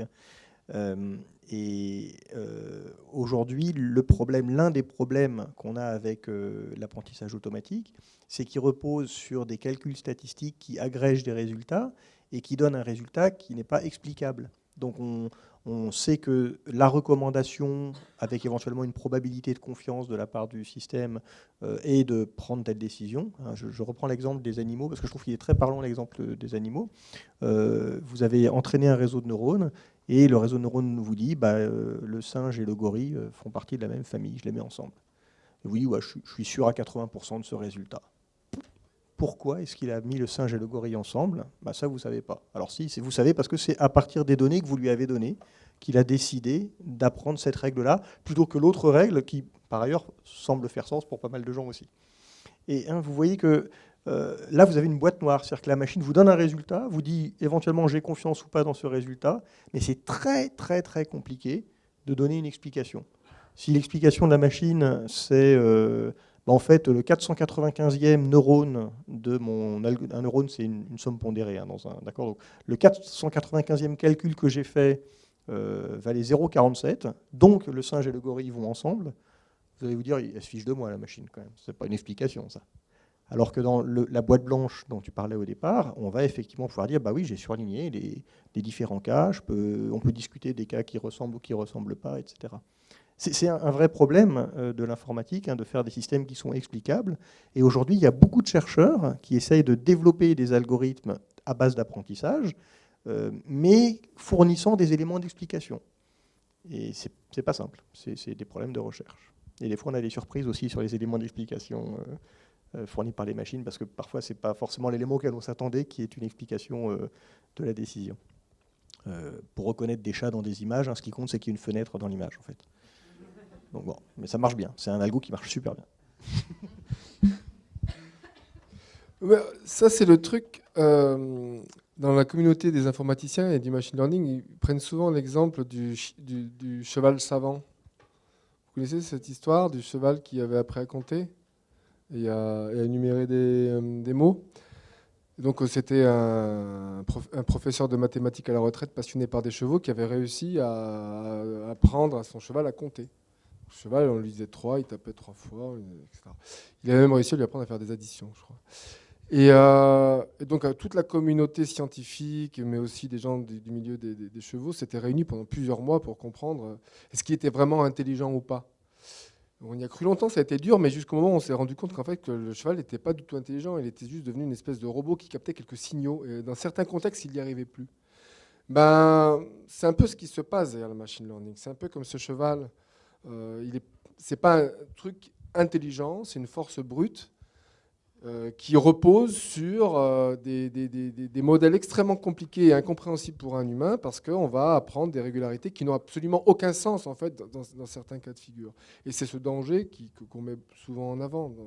Vous prenez un exemple, une équation A de x carré plus b de x plus c, il y a 3 paramètres. Avec ça, vous pouvez faire plein de prédictions, vous pouvez prédire des salaires, vous pouvez prédire plein de choses. Et si vous prenez du machine learning qui va essayer de chercher à donner une forme à un modèle, si vous allez derrière, c'est plus a de x carré plus c'est tout de suite, là il y a 3 paramètres, ça peut être des milliards de paramètres. Donc parfois il y a 2 situations pour prédire quelque chose. Un humain fabrique un modèle qui ne marche pas trop mal, qui a 3 paramètres, il le comprend, il sait qu'il faut mettre l'âge au carré, machin, tout ça. Et puis vous allez donner une machine parce qu'elle va avoir des régularités dans les données, et il y aura tout d'un coup des milliards de paramètres, et c'est illisible pour un humain, mais c'est un peu plus efficace. Or, le vrai débat, c'est dans certains cas de figure, on peut se contenter d'un truc simple, parce qu'on en a la maîtrise, donc c'est une technologie qui devient démocratique. Et parfois, ça ne vaut pas le coup d'aller vers un truc qui a des milliards de paramètres, parce que ça devient une technologie autoritaire dont on dépend totalement lorsqu'elle va prendre des décisions. Et tout le débat sociologique, c'est de dire quand est-ce qu'on bascule. Voilà. Et puis sur cette affaire des risques, quand même, c'est dommage de toujours raisonner en termes de risques. Parce que qu'est-ce qui change dans une radiologie d'un médecin ? Aujourd'hui, dans les mammographies, c'est un peu le secteur classique, parce que c'est très dur de détecter des tumeurs pour les cancers du sein, quand c'est tout petit, etc. Et donc c'est vrai que ça marche vraiment bien, ça marche de mieux en mieux, les détections automatiques des tumeurs dans les seins. Mais qu'est-ce qui est en train de changer ? C'est que les radiologues et les spécialistes de ces maladies-là vont progressivement se désengager dans leur expertise de la perception. Et c'est évident. C'est pas juste que ça va les remplacer, c'est qu'au fil des années, les métiers se transforment avec ces technologies qui rentrent. Et tout le système assurantiel dont on vient de parler, vu qu'ils vont pouvoir dire la responsabilité, c'est la machine, elle a été marquée CE par les normes européennes de l'Intelligence Artificial Act. Et ça, on n'arrive pas à débattre de ça. Et ça, c'est le mystère de la technique. C'est ce qu'on appelle le dilemme de Colin Ridge en sociologie des techniques. Ça veut dire une technique, pour répondre à votre question. Comment on la met en politique? On ne sait pas ce qu'elle va faire à la société. On ne connaît pas ses risques. Le seul moyen de connaître ses risques, c'est de la mettre en application. Et aussitôt on l'a mis en application, il y a des effets de dépendance qui fait qu'on n'arrive plus à la retirer de la société parce qu'on est dépendant à la technique. Prenez ce téléphone. Vous avez vu tout à l'heure la vidéo proche qui nous a tous perturbés. Ou le téléphone. Retirez le téléphone de vos vies, aujourd'hui vous êtes perdus. Mais vraiment perdus. Ce n'est pas juste un truc d'addiction. C'est-à-dire qu'il y a plein de choses que vous ne pouvez pas faire dans votre journée. Et cet effet de dépendance, c'est pour ça qu'il y a un dilemme. Il faut tester, mais une fois que c'est testé, on ne peut plus s'en séparer. Il n'y a pas de solution à ça. Et certains ont dit qu'il faut que les techniques soient flexibles, mais ça ne marche pas vraiment. Donc, ce qu'il faut toujours retenir, c'est que les techniques, elles sont rusées. C'est pour ça qu'elles sont des choses politiques en soi. Donc, toujours chercher juste à les réguler en termes de risque, c'est passer à côté d'un débat sur le pouvoir de la technique. Je rajoutais 2 petites choses, je vais être très rapide. Je voudrais tempérer un peu notre propos à tous les trois, parce qu'on pourrait penser que on présente les machines comme étant tout le temps faillibles, ou se plantant, ou prenant des décisions sur des critères complètement absurdes. Hein. L'exemple qu'on a donné tous les deux allait dans ce sens-là. Heureusement, ce n'est pas toujours le cas. Il y a plein de cas où on écrit des algorithmes, et il y a des ingénieurs qui travaillent longtemps dessus pour que le processus de décision, même s'il n'est pas explicable, se fasse quand même proprement et se base sur les bons critères. Donc heureusement que ce n'est pas que des choses comme le cheval savant, et que de temps en temps ça marche bien. Donc ça, c'est mon premier propos. Hein. Il n'y a pas que des choses négatives. Et le deuxième propos, et là je vais complètement dans ton sens, tu parlais de la mammographie. Je voudrais juste être un petit peu optimiste. Il y a une étude qui a été faite par des collègues psychologues de l'orientation, enfin, qui sont spécialisés dans l'orientation spatiale. Et donc, c'est un résultat qui est connu quand même depuis assez longtemps, c'est que la démocratisation des assistants de conduite, des GPS, nous ont rendus assez mauvais en fait dans la tâche d'orientation spatiale. Mais il y a une bonne nouvelle, c'est que quand on arrête d'utiliser les GPS, on redevient compétent dans le domaine. Donc on peut quand même, les médecins peuvent quand même réapprendre à reconnaître des tumeurs. Le problème, c'est que les machines sont très très bonnes pour reconnaître des tumeurs. Je pense que le problème, il est plus dans qu'est-ce qu'on fait quand on renonce à la technologie. De même que le GPS, prenons un cas moins dramatique que les tumeurs, hein, le GPS de voiture, il est quand même pas mauvais pour nous conduire. Donc finalement, est-ce qu'il faut y renoncer ou pas? Est-ce qu'il faut accepter de renoncer à une compétence qu'on avait au profit d'une machine, ou est-ce qu'il faut se dire non, je vais absolument garder cette compétence, mais pour ça, je me prive d'un outil qui peut-être le fait mieux que moi? Et je n'ai pas la réponse à cette question. Je vous dis juste que c'est un problème qui n'est pas facile, et je pense que malheureusement, ce sont des problèmes difficiles. Il y a un bel article de Lévi-Strauss, il y a un papier de Lévi-Strauss, vous connaissez ce célèbre ethnologue, qui compare un Indien dans la forêt amazonienne et un moderne, nous les modernes, dans une voiture. Et je vous mets au défi de survivre une journée dans une forêt amazonienne, alors qu'un Indien va s'en sortir, il a un nombre de savoirs et de savoir-faire absolument hallucinant. Et en même temps, mettez un Indien dans une voiture à 150 km/h, capable de cohabiter avec un autre individu qui est à une certaine distance, avec tout un ensemble de signaux, dans un bolide avec un moteur dont il n'a aucune maîtrise et pourtant dont il arrive plus ou moins à conduire. Donc il fait ce texte magnifique où il montre ce que c'est qu'un moderne. Certes, on est encore dans un rapport à la technique où on conduit, mais je trouve qu'avec l'intelligence artificielle, on va vers un désengagement quand même qui est de plus en plus grand. C'est-à-dire que même si c'est cool pour la mammo et tout ça, mais quand même, pour la mammographie, le désengagement vers lequel on va poser, à mon avis, des problèmes de plus en plus grands dans la manière dont nous allons travailler. Ce que va signifier le travail. Et surtout, ça va créer une société de plus en plus autoritaire. Quand vous branchez votre mixeur pour vous faire un jus de fruits, vous pensez que c'est génial, que vous allez gagner une demi-heure, vous allez pouvoir lire le journal à la place plutôt que de galérer. Je prends l'exemple. Et donc vous vous sentez émancipé parce que les machines vous ont émancipé. Mais vous sous-estimez le réseau qu'il y a derrière cet axe, ce geste qui consiste à brancher. La machine, elle est standardisée, il faut des ingénieurs formés dans tous les sens pour la fabriquer, il faut extraire des ressources pour pouvoir alimenter en électricité. vous vous croyez vraiment émancipé par la technique? Parce que vous avez pu lire une demi-heure votre journal? Et que derrière tout ça, il y a un réseau extrêmement complexe de standards, de hiérarchies, des États, des actionnaires qui gagnent de l'argent derrière votre mixeur. Et ça, on n'arrive pas à débattre comme ça. Et c'est comme ça qu'il faut, à mon avis, débattre de l'intelligence artificielle. Pas seulement du fait que IA for good, comme on dit souvent, pour le bien, mais vous voyez tout ce long réseau derrière lequel se crée un système très autoritaire. Ils ont plein de questions sur Twitch, donc on a hâte de parler. Je pense qu'on va prendre une dernière question et après on va passer au débat.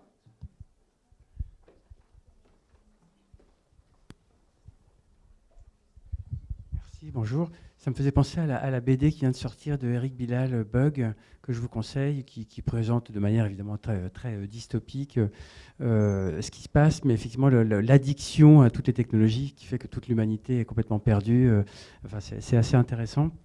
Le point que je souhaitais faire, c'était, sans aller peut-être à l'extrême du dernier point, mais que j'apprécie, on est quand même extrêmement perméable à toutes ces innovations. On parlait de GPS. Je pense que les GPS dans les voitures n'ont pas été vraiment démocratisés jusqu'à ce que notre ami Google apparaisse sur tous nos smartphones. Et là, ça a complètement explosé. Enfin bon, je ne suis pas sociologue, donc c'est une interprétation, mais faisons l'hypothèse que ça marche. On se rend compte quand même que nos sociétés sont extrêmement perméables aux aux grandes compagnies du numérique, qui finalement sont un grand pourvoyeur de ces innovations desquelles nous sommes complètement dépendants.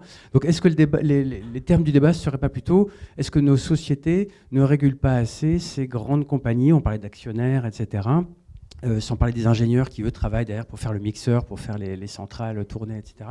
Il y a peut-être un intermédiaire qui est... en fait, on est ouvert à tous les vents, on gobe tout ce qu'on nous balance, et moi le premier. Hein. Et est-ce que le problème n'est pas aussi à cette échelle-là, indépendamment de la pression extérieure? Voilà. Merci.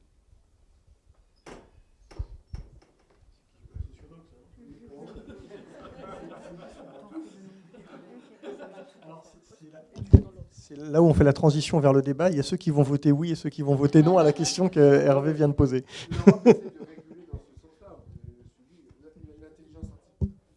L'intelligence artificielle Act, c'est au fond une certaine manière de réguler. C'est le Digital Service Act, le Digital Market Act. Les Européens essayent vraiment d'encadrer ces géants.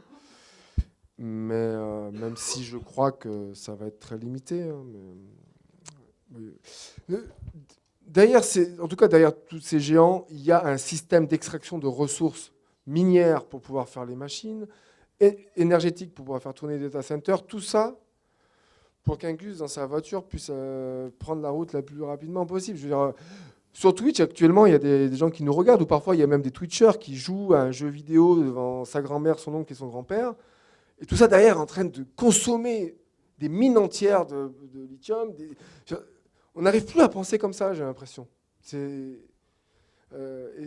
ça l'IA, c'est ce truc-là d'extraction pour faire des trucs parfois assez... c'est pas que de la mammo, c'est beaucoup de trucs aussi qui me semblent très inquiétants. Pour aller dans ton sens, Luc Julia, qui est un ingénieur connu pour avoir dirigé Siri à l'époque, enfin être le directeur de l'équipe qui a mis en place Siri chez Apple à l'époque, dit souvent, pour comparer l'intelligence humaine et l'intelligence artificielle, l'intelligence artificielle, pour gagner au jeu de Go, c'est 40 gigawatts. Le cerveau humain, c'est 40 watts et ça ne fait pas que gagner au jeu de Go. Alors, moi, je vais revenir sur un point de la régulation. Il se trouve que la régulation, en général, ça marche au niveau national. Alors, évidemment, il y a des enjeux comme l'environnement qui doivent être réglementés au niveau international. Et l'IA aussi en fait partie. Et on est assez dépourvu de moyens, et on le voit bien aujourd'hui sur des sujets simples comme la guerre, on est assez dépourvu de moyens.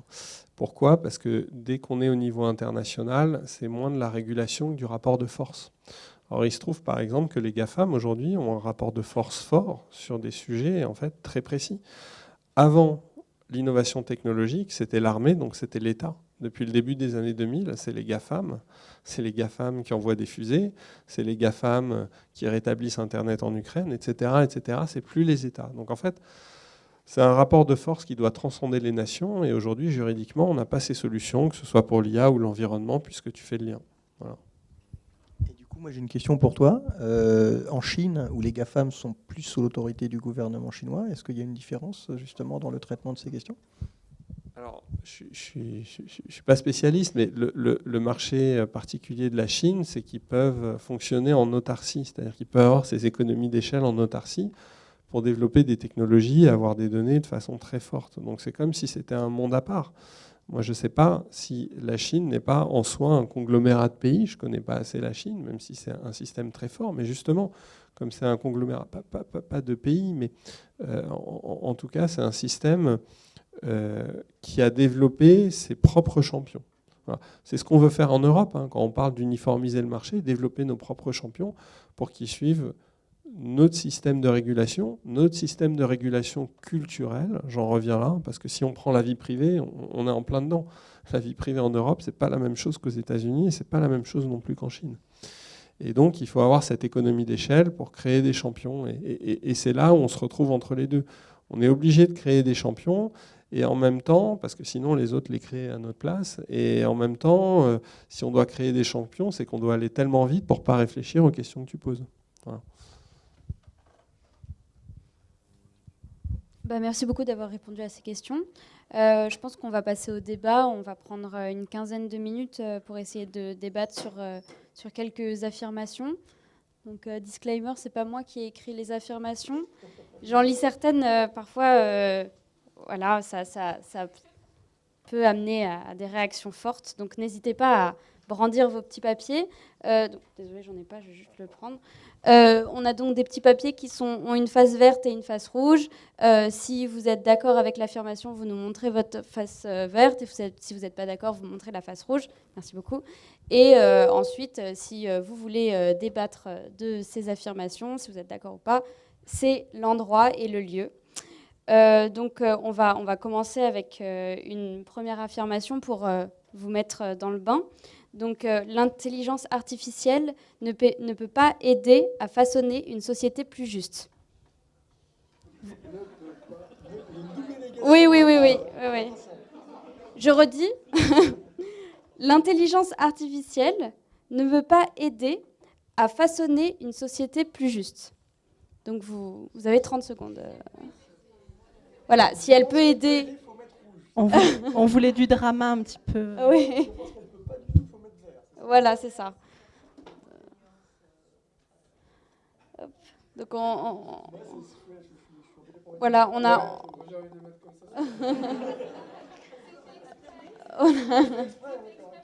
Tout a été pensé et conçu. Donc oui.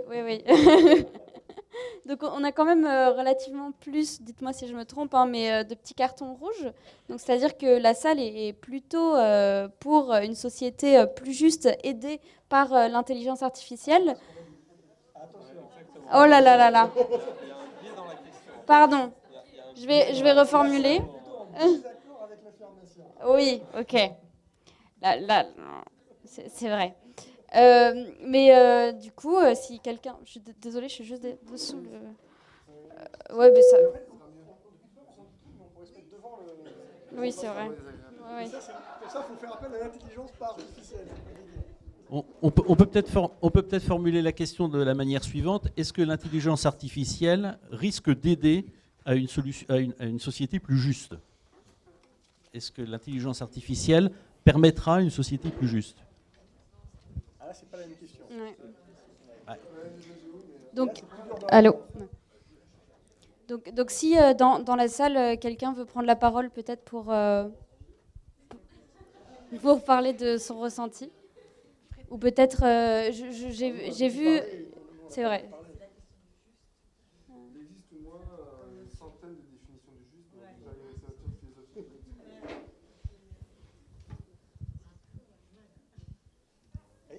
Vas-y. Il y a une courageuse au milieu. Moi, ce que je comprends, la question, l'affirmation qui n'est pas très bien posée, c'est que en fait, c'est. On n'a pas dit ça. Non, mais la personne concernée le sait. C'est qu'en fait, j'ai l'impression que de toute façon, les intelligences artificielles, ça reste un outil, donc on pourrait poser cette question pour tout un tas de de choses. Est-ce que ça contribue, ça contribue pas? Vous avez parlé des biais. En fait, est-ce qu'il y a vraiment une réponse verte, rouge? C'est évidemment à nuancer et c'est le but. Mais tout dépend de la personne qui est derrière la conception de l'algorithme. Tout dépend de l'utilisation qui en est faite. Vous parliez ensuite des biais qui peuvent arriver après la conception de l'algorithme, avec les médecins, l'exemple que vous avez donné tout à l'heure.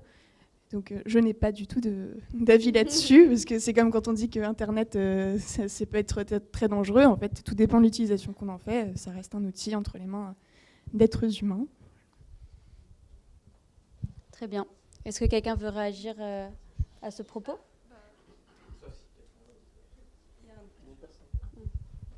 Allô? Oui, bonjour. Moi, je pense que ouais, ça dépend en fait surtout du point de vue. En soi, la bombe nucléaire, on pourrait dire que est-ce que ça a pu servir au juste? Demander aux Japonais, je ne sais pas trop ce qu'ils vont répondre, demander aux Américains ou à nous. Ça, je pense que ça dépend juste du contexte et d'où on se place. Je pense qu'il n'y a pas de juste ou pas juste, ça dépend juste du point de vue, quoi. Beaucoup de... Voilà. Donc moi, je suis un tranché aussi.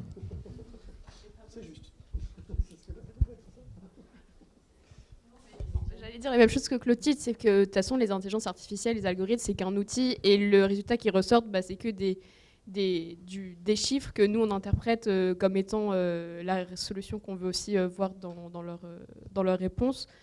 Et que aussi, je pense qu'aujourd'hui, on ne peut pas dire qu'un algorithme est juste ou pas juste, parce que à partir du moment où on n'a pas assez de recul pour pouvoir analyser un algorithme, on ne peut pas se rendre compte à quel point nous aussi, on a dû... Bref, c'est ce qu'on a déjà dit, je suis d'accord avec ça. Juste pour la petite histoire, j'ai un collègue, pendant que le micro se déplace, qui avait travaillé sur essayer de modéliser informatiquement, à l'aide d'outils mathématiques, la problématique de Robin des Bois qui vole aux riches pour donner aux pauvres, sachant que voler c'est mal, que donner aux pauvres c'est bien. Voilà, on peut s'amuser longtemps sur cette question. Voilà. Et on a écrit des programmes qui essayent de simuler ce raisonnement-là. Oui, pour revenir à la pensée de Bernard Stiegler, en fait, l'intelligence artificielle, c'est vraiment le pharmacone, c'est-à-dire que c'est le poison et c'est le remède aussi. Donc, toute la question est là. Quand est-ce que c'est le poison, quand est-ce que c'est le remède, et comment utiliser l'un et l'autre? Merci beaucoup. Je vais donner du coup une autre affirmation. C'est vrai qu'on en a peu parlé. Je veux dire, tu l'as très brièvement. Il y a eu d'autres exemples, bien sûr. Mais lorsqu'on parle de biais et d'IA, moi, j'ai l'habitude qu'on parle beaucoup de construction de data, en fait, qui produit la donnée. Et là, c'est vrai qu'on a beaucoup parlé de justice, de sociologie et peu de ça. Du coup, on va faire une affirmation là-dessus. Rendre plus accessible le secteur de l'intelligence artificielle à des personnes venant de minorités constitue un moyen de diminuer l'implantation de biais dans les algorithmes. On recommence la question.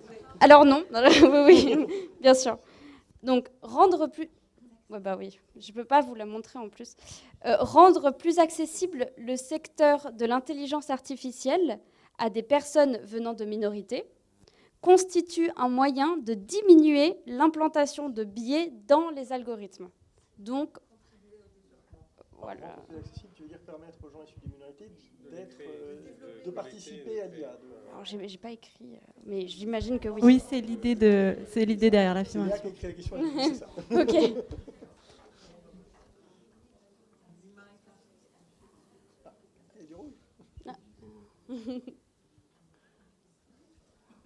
Encore une fois.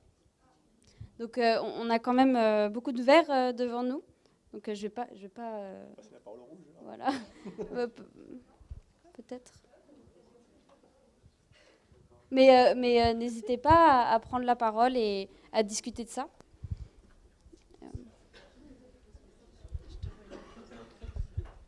C'est encore moi. Non, en fait, évidemment que si je me dis dans un monde idéal, si on donne l'accès à tous, on réduit les biais. Mais en fait, c'est encore une fois, peut-être que c'est à nuancer pour moi.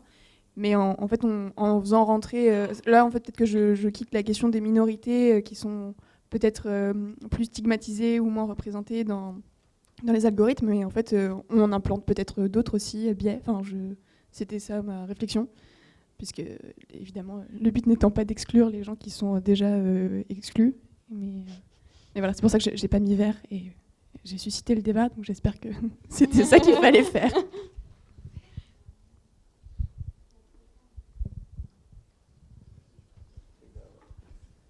Peut-être que je pourrais donner celui-là aussi. Alors, je dois m'expliquer parce que mes camarades ne sont pas d'accord avec moi, et sinon je vais me faire taper. Du coup, moi, je pense pas aussi, parce que en faisant ça, j'ai l'impression que ça va augmenter le nombre de biais. En fait, il y a des biais qui vont se rajouter à d'autres biais. Ça va pas les réduire.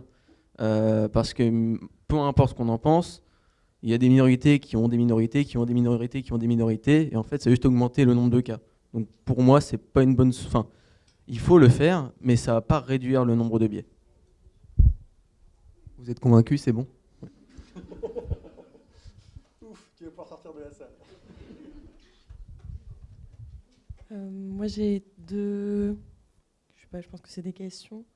La première étant, effectivement, ça ne va pas réduire le nombre de biais. Est-ce qu'on pourrait arriver à un certain équilibre avec un nombre de biais si grand et un terreau si grand de biais que ensuite la réponse à donner serait moins biaisée. Je ne sais pas si c'est clair ce que je raconte ou pas du tout. Ok.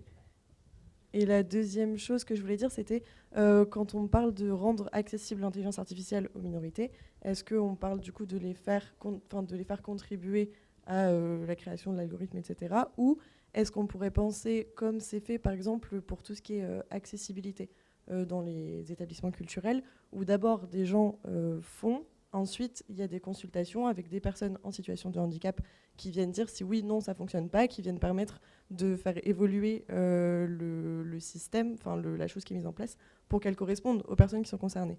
Est-ce que du coup, en termes de biais IA, on pourrait, au lieu de demander à tout le monde de participer à la création, faire quelque chose, mais ensuite amener à consultation, à test pour les minorités qui sont concernées, pour essayer de rééquilibrer et de retirer des biais?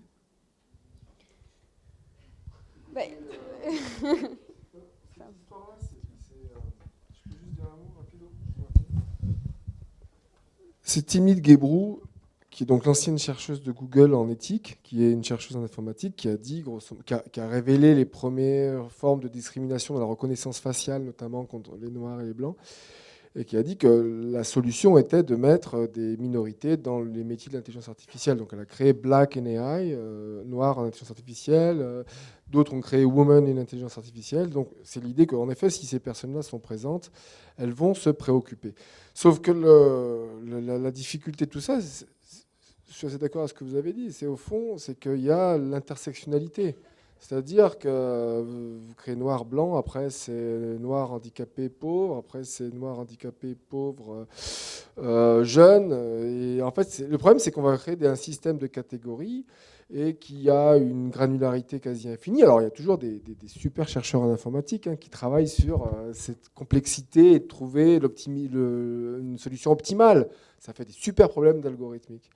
Alors, mais sauf qu'on aura beau poser ces problèmes-là d'optimisation, on ne trouvera jamais une autre solution que de se mettre autour de la table pour discuter de quelle est la bonne référence. Vous voyez ce que je veux dire? C'est-à-dire que définir ensemble ce qui nous semble être juste. Parce que ça, ce n'est pas un mathématicien qui va vous le dire. Lui, une fois que vous l'avez défini, lui, va vous chercher à optimiser. Mais il faudra toujours, à un moment donné, stabiliser. Parce que c'est quoi un biais? Un biais, c'est un décalage par rapport à une situation idéale. Et cette situation idéale, elle tombe jamais du ciel. Elle est définie par les humains. Et après, les mathématiciens, ils peuvent intervenir. Comme j'ai essayé de le montrer, très rapidement, la situation atteignable n'est pas atteignable par le calcul. La situation idéale, n'est pas atteignable par le calcul. Donc, c'est un processus itératif. Fabrizio, tu l'as beaucoup dit à la première question que vous nous avez posée, on avance progressivement en essayant d'améliorer les systèmes, mais on n'atteindra pas quelque chose qui soit parfait et qui atteindra le juste, quand bien même on arrivera à définir ce que c'est que le juste. Ce qui est encore plus dur. Alors oui, en effet, en pratique, quand on sort un algorithme, il y a des remontées utilisateurs avec des minorités dans ces utilisateurs qui voient des choses qu'on n'a pas vues, c'est ce que je disais. Si je reprends l'exemple de Compass, qui est le logiciel américain qui permettait de gérer, qui donnait une note pour savoir si une personne allait récidiver ou pas, et donc savoir si on allait la mettre en liberté provisoire ou pas. On avait vu que cet algorithme, en fait, désavantageait grandement les Noirs, puisqu'il se trompait beaucoup plus sur le taux de récidive des Noirs.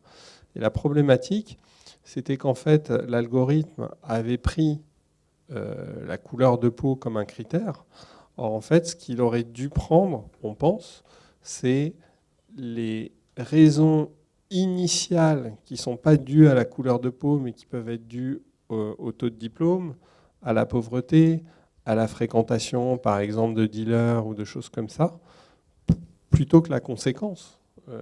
Si on a une vision sociologique, hein, ça c'est une vision sociologique particulière, mais en tout cas, que ça manquait vraiment de granularité pour justement donner des poids à plein d'accumulations de critères beaucoup plus fins qui seraient donc détachés de la minorité. Sous-entendu, plusieurs minorités font face aux mêmes problématiques parce qu'elles sont des minorités et pas parce qu'elles sont noires, latinos ou autres dans le cas des États-Unis. Je voudrais que vous ayez bien en tête qu'une corrélation, ce n'est pas une conséquence. Enfin, vous avez déjà entendu parler de ça. Hein. Ce n'est pas parce que statistiquement, les gens se suicident plus quand il y a un ascenseur là où ils habitent. Et c'est pas parce que l'ascenseur cause des suicides, d'accord ? Ça n'a rien à voir. C'est juste que les gens qui suicident sont plus souvent en ville et qu'il y a plus d'ascenseurs en ville. Donc, une corrélation statistique n'est pas une cause. Et les algorithmes d'intelligence artificielle reposent essentiellement sur de la corrélation statistique. Donc, attention à ne pas croire qu'ils fabriquent des causes. Oui, et tu as bien fait de le préciser pour moi, c'est-à-dire que quand je dis la pauvreté, la fréquentation d'un réseau de drogue, etc., augmente la récidive, c'est pas forcément. Voilà, c'est de la corrélation statistique et pas autre chose. Et que justement, l'idée, c'est d'aller de plus en plus loin dans cette granularité. Je vais peut-être éternuer. Très bien. Bon, bah, merci beaucoup. On va, je pense, faire une dernière affirmation et on pourra clôturer cette conférence. Donc je pense que voilà, ça va être une affirmation assez pour un seul intervenant en particulier, mais après tout le monde est libre de répondre. Mais du coup, l'affirmation est les intelligences artificielles peuvent faciliter une décision de justice. Et ça rebondit spécifiquement à la discussion qui était en train d'avoir lieu. Donc voilà.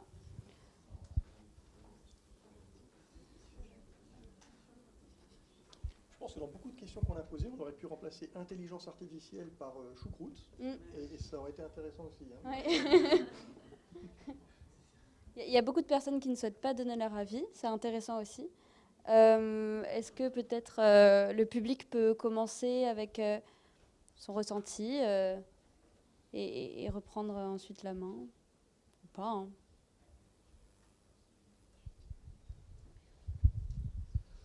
Disons que déjà, il y a plusieurs systèmes de justice. Il y a justice qui repose plutôt sur la preuve et d'autres qui reposent plutôt sur la conviction. Donc il y a des systèmes de justice qui reposent beaucoup sur la personnalité que l'accusé va donner, enfin là si on est sur du pénal, et la personnalité de l'avocat aussi qui va arriver à convaincre un jury ou des juges. Donc c'est vrai que là, je pense que l'IA, ça peut servir à avoir plus facilement accès aux données, avoir des visions statistiques qui permettent comme ça d'avoir une image de ce qui a été décidé, mais par contre, voilà, ça ne peut pas influencer la manière dont les gens perçoivent tel ou tel accusé ou dont un juge va percevoir un cas de préjudice. Voilà. Donc c'est vrai que du coup, on ne peut pas tout donner à l'IA. Ça reste encore beaucoup de l'humain, je pense, dans la justice. Il y avait Léa et Zoé qui voulaient prendre le micro.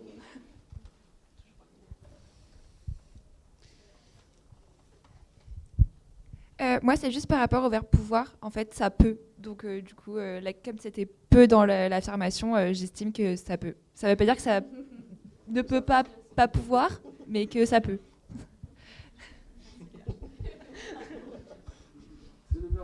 On a compris que c'est toi qui posais les questions à double négation, c'est ça ? On sent qu'il était tard quand on a écrit les questions. Mais moi, je me pose la question aussi de... on a vu tout à l'heure que quand on avait des algorithmes, ça pouvait engendrer une perte de compétences de notre côté. Et est-ce que du coup, si on met des choses comme qui sont plus sociétales et plus dans le social, dans le monde des... les algorithmes ne travaillent pas tout seuls, mais si les algorithmes nous aident à faire des décisions de justice et à nous aiguiller, est-ce que ça n'entraînera pas aussi à long terme une possible perte de compétences dans comment juger et comment prendre en compte tous les aspects qui sont relatifs à la justice? Moi, c'est ça que je me pose comme question maintenant, du coup. Alors, il y a plusieurs choses. Déjà, je pense que les algorithmes peuvent permettre de rédiger moins de décisions de justice, c'est-à-dire de provoquer plus de modes alternatifs de règlement. Ça, c'est une première chose. Après, dans les décisions de justice, c'est ce qu'on disait tout à l'heure, il y a des granularités incroyables. Il y a des cas de figure pour lesquels il n'y a pas besoin de choses incroyables pour faire une décision de justice. Et dans d'autres cas de figure, là, c'est l'intime conviction, en effet, c'est le brio de l'avocat, etc., etc. Maintenant, c'est compliqué de dire qu'il faut classer les décisions de justice et leurs sous-jacents, les jugements voilà, devant le tribunal, en fonction de leur nature. Parce que parfois, une petite dette peut avoir des conséquences incroyables sur une vie. Donc, c'est pas forcément... Souvent, dans notre secteur, certains peuvent dire, voilà, si c'est un contentieux commercial de moins de X euros, il faut désengorger les tribunaux, etc. etc. Donc, il y a toute cette problématique de pragmatisme, de financement, de désengorgement des tribunaux, parce que à un moment ou à un autre, c'est ça aussi la question, c'est le financement. Aujourd'hui, on est sur une justice par tête d'habitant peu financée, qui est un peu plus financée qu'avant, avec des priorités, par exemple les prisons. Et donc, ce n'est pas forcément la priorité d'équiper, de digitaliser la justice, même si on le fait. Donc en fait, parce que, encore une fois, il y a l'algorithme, là, dont on a parlé d'intelligence artificielle, mais il y a aussi tout le processus de digitalisation qui est souvent un préalable à l'algorithme. Donc déjà, cette digitalisation, je pense qu'elle est importante. Elle est importante, elle peut aider à faire beaucoup de choses, et elle peut assister la personne. Et là, on en revient à ce que tu disais tout à l'heure, Bilal, c'est-à-dire, est-ce que c'est un désengagement total, ou est-ce que c'est juste une prothèse qu'on identifie, dont on se sert? Donc on est toujours dans ce curseur à placer. Aujourd'hui, de toute façon, concrètement, on en est assez loin. Les tribunaux ne sont pas spécialement équipés. Ils commencent à être réceptifs et à se digitaliser de plus en plus, et c'est bien. Les professionnels du droit, là je pense aux avocats, aux notaires, etc., sont de plus en plus équipés. Et aujourd'hui, c'est que des outils d'aide à la décision. Et de toute façon, ça n'a pas prétention à être plus aujourd'hui. Aujourd'hui, on est dans une problématique de trouvabilité dans une masse de plus en plus importante. Et l'autre point, c'est que toute technologie, il y en a certains qui vont perdre des compétences, mais les bons professionnels seront ceux qui vont réussir à survoler tout ça. Et comment on survole? En étant techniquement meilleur. Donc il y a ceux qui sauront mieux chercher, donc qui auront les meilleurs outils, mais pour mieux chercher, il faut poser la bonne question. Pour poser la bonne question, il faut comprendre la problématique, avoir un esprit de synthèse et une compétence technique. Donc vous voyez qu'en fait, quand on me dit est-ce qu'un outil va permettre de révolutionner les choses, ou il y aura deux mondes, le monde de ceux qui ont les outils et donc qui ont de l'argent, ceux qui ne l'ont pas. Alors déjà, est-ce que l'outil sera cher ou pas? C'est une autre question. Mais aujourd'hui, un cabinet d'avocats qui peut, pour un dossier, recruter 20 collaborateurs et 40 stagiaires, il aura pareil plus de moyens que le cabinet d'avocats qui est tout seul avec un collaborateur, un stagiaire. Donc on se retrouve avec ces mêmes problématiques. Donc voilà, c'est beaucoup plus complexe que ça. On est dans un cheminement et dans une avancée, et voilà, on n'en est que là pour l'instant. Eh ben, merci beaucoup pour cette dernière intervention. Je pense qu'on va clôturer la conférence si ça va aux personnes qui organisent. Voilà.